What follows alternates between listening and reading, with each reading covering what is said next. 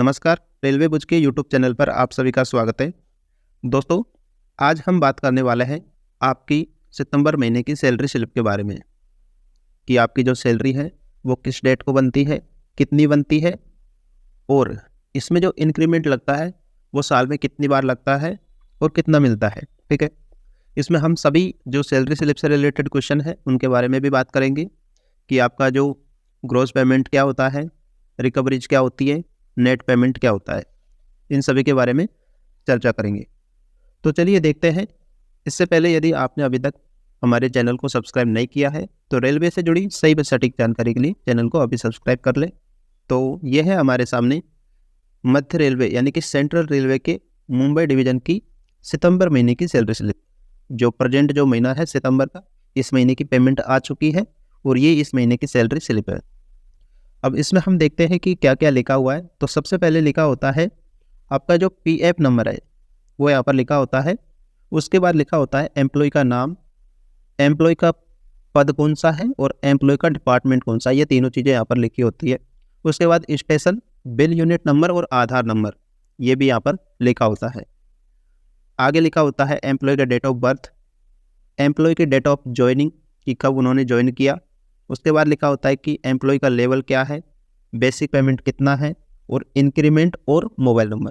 तो यहाँ पर लिखा हुआ है कि जो ज्वाइनिंग डेट है वो है 17 मई 2024, बेसिक पेमेंट है 18,000 रुपये और इंक्रीमेंट डेट है 1 जनवरी 2025। दोस्तों, साल में इंक्रीमेंट 2 बार लगता है। एक तो लगता है 1 जुलाई को और एक लगता है 1 जनवरी को। लेकिन ये जो इंक्रीमेंट है वो साल में 2 बार नहीं मिलता है, मिलता एक ही बार है लेकिन लगता 2 बार है। जैसे किसी का इंक्रीमेंट लगेगा 1 जनवरी को तो किसी का लगेगा 1 जुलाई को। जिसका जुलाई में इंक्रीमेंट लगता है उसका जनवरी में इंक्रीमेंट नहीं लगता है और जिसका जनवरी में इंक्रीमेंट लगता है उसका जुलाई में इंक्रीमेंट नहीं लगता है।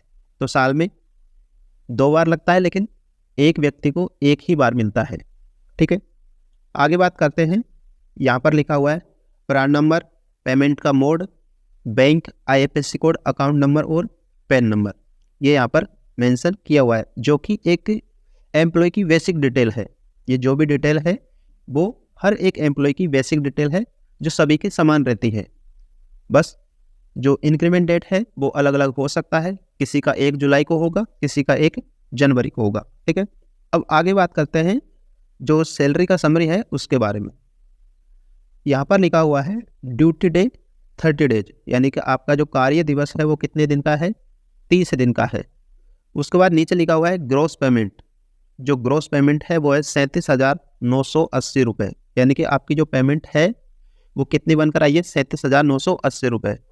इसके बाद कुल कटौतियाँ यानी कि टोटल रिकवरीज हुई है 2,909 रुपये, 2,909 रुपये की यहाँ पर टोटल कटौतियाँ हुई है। उसके बाद जो नेट पेमेंट आपका बन के आया है वो आया है 35,071 रुपये। कितना बन के आया है, 35,071 रुपये। अब आगे बात कर लेते हैं कि जो ग्रॉस पेमेंट बना है वो किस किस को मिलाकर बना है और जो कटौतियाँ हुई है वो किस किस को मिलाकर हुई है, जिससे कि आपका जो नेट पेमेंट बनकर आया है। यहाँ पर देखिए, यहाँ पर लिखा हुआ है कि आपका जो पेमेंट बना है ग्रॉस पेमेंट वो किस किस को ऐड करके बना है। सबसे पहले आपका बेसिक पेमेंट 18,000 रुपये। उसके बाद डियरनेस अलाउंस यानी कि महंगाई भत्ता है वो आपका मिला है 9,000 रुपये, क्योंकि जो महंगाई भत्ता है वो बेसिक का 50% होता है। वर्तमान में पहले कम था लेकिन अभी इसको 50% कर दिया है। उसके बाद एचआरए मिला है 5,400 रुपये, यानी कि 5400 रुपये, जो कि बेसिक का 30% होता है। ठीक है, इसके बाद ट्रांसपोर्ट अलाउंस ये मिला आपका 2,025 रुपये। नाइट ड्यूटी अलाउंस 180 रुपये और जो रिस्क एंड हार्डशिप अलाउंस है ये मिला है आपका 3,375 रुपये। यहाँ नहीं लिखा हुआ है तो मैं नीचे लिख देता हूँ 3,375 रुपये। ये आपका हार्ड रिस्क अलाउंस है। पहले ये 2,700 रुपये था, इसको बढ़ाकर अभी 3,375 रुपये कर दिया है। इसके बाद आगे बात करते हैं रिकवरी यानी कटौतियों के बारे में, जो कि टोटल हुई है 2,909 रुपये। इसमें आपके रेलवे एम्प्लॉय इंश्योरेंस स्कीम सी के तहत 9 रुपये, न्यू पेंशन स्कीम यानी कि NPS के तहत 2700 रुपये और टैक्स ऑफ महाराष्ट्र यानी कि टैक्स के रूप में आपके हैं 200 रुपये इसमें कटौती हुई है।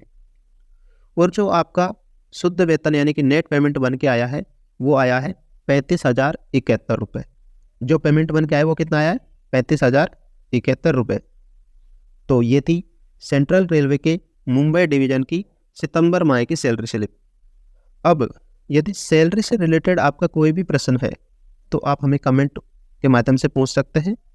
आपको हर एक प्रश्न का सही व सटीक जवाब दिया जाएगा। और वीडियो अच्छा लगता है तो प्लीज़ एक लाइक ज़रूर करें और इसी प्रकार की अन्य जानकारी के लिए चैनल को भी सब्सक्राइब करें। धन्यवाद।